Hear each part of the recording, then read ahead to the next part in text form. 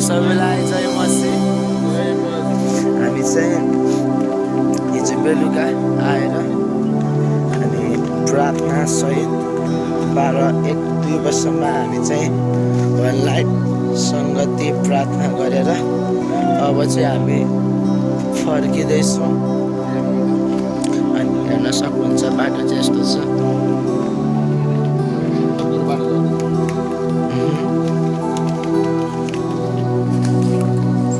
हामी चाहिँ रोडमा निस्किसकेका छौँ। सर्टकट बाटो हिँडेर है, चिसो चिसो छ, जाडोको मौसम छ है। हामी चाहिँ हिँड्दैछौँ बिहान।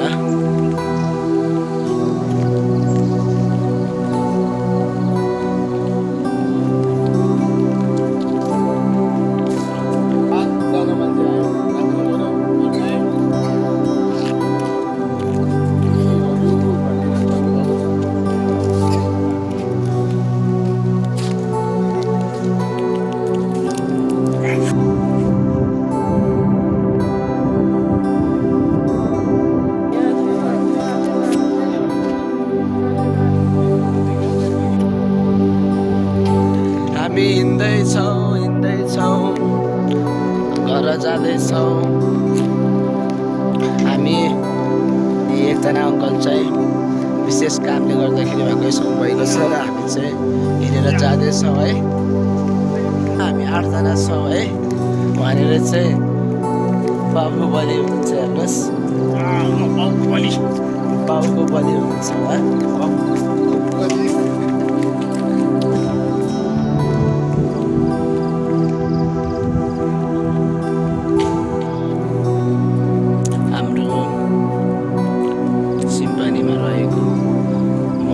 सेकेन्डरी स्कुल हाइवे रोड पनि देखिरहेको छ। यहाँबाट हेर्न सक्नुहुन्छ गाडी पनि राखेको छ। यसरी हिँड्दै जाँदैछौँ अनि त्यो खोला पारीको देख्न सक्नुहुन्छ। सबै चुरेको वन रहेको छ है। यो चाहिँ असुरो प्रेसरको लागि जडीबुटी रहेको छ। यो चाहिँ केरा रहेको छ हजुर, पेटको लागि भने यो चाहिँ जङ्गली जडीबुटी असुरो प्रेसरको लागि रहेको छ है। कसरी गवाउने अङ्कल हामी केरालाई? यसलाई तपाईँहरू केही गर्नु पर्दैन। खाल्टो खनेर एक पात नुन हाल्ने। हजुर। अनि त्यसमा चाहिँ तपाईँको उसको तुलसीको पात हाल्ने तल र माथि, अनि बिचमा केरा राख्ने।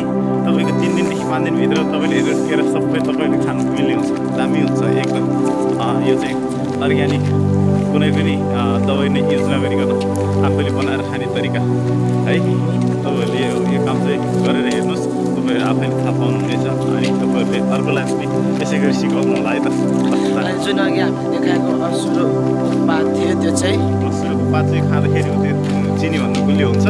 तपाईँले चाहिँ बेलुका पानीमा बेसनमा भिजेर झोल बनाएर बिहान खानुहोस्। तपाईँको पेटको लागि एकदम सफा। यो चाहिँ बिहान खानुपर्ने छ है। अनि पत्ताको पानीसँग तताएर त्यसको पात तताएर त्यसको चाहिँ पानी पिउनुपर्ने हुन्छ। तपाईँले खानुहोस्, चिनीभन्दा गुलियो हुन्छ। चिनी हालेर खाएकोदेखि गुलियो हुन्छ। त्यो चाहिँ अब मलाई पनि थाहा छैन है। गुलियो हुन्छ, एकदम गुलियो हुन्छ। त्यो खाएर हेर्नुहोस् तपाईँले। गुलियो त गुलियो हो, कहाँ भने गुलियो हुन्छ अरे है। तपाईँ हो सोच्नुहोस्, किनकि चिनी दबाई जस्तो गुलियो त कहाँ नै हुन्छ र, के अरे चिनी जस्तो गुलियो त कहाँ नै हुन्छ। एउटा नयाँ कुरा थाहा पायो, असुरो भन्ने जडीबुटी हामीले थाहा पायौँ है। त्यसलाई कसरी खानुपर्ने रहेछ भनेर।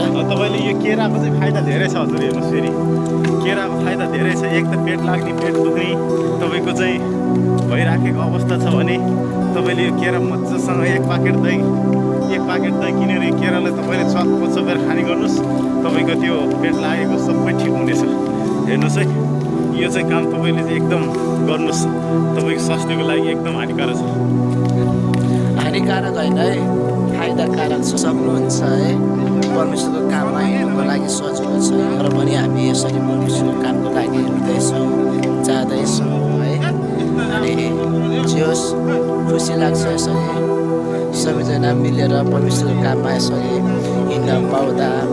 चाहे त्यो बिरामीलाई प्रार्थना गर्नलाई किन नहोस् होइन, चाहे त्यो प्रचारको लागि किन नहोस्, जस्तो सुकै कन्डिसनमा पनि हामी परमेश्वरको लागि चाहिँ काम गर्नको लागि हामी दौडिने हिँड्ने पुस्ताहरू हो है। त्यो भएर ध्यान गर्दाखेरि अनि तपाईँहरूले यो भिडियोलाई हेरेर तपाईँहरूले माया गरिदिनु होला, किनभने आज यही भिडियोद्वारा पनि कति मानिसहरूले चाहिँ एउटा ज्ञानको कुराहरू पनि पाउने गर्नुहुन्छ। हामी पनि यस्तो गर्नुपर्छ, हामी पनि यस्तो हुनुपर्छ परमेश्वरको कामको लागि भन्नेको लागि एउटा सन्देशमूलक भिडियो पनि रहेको छ है।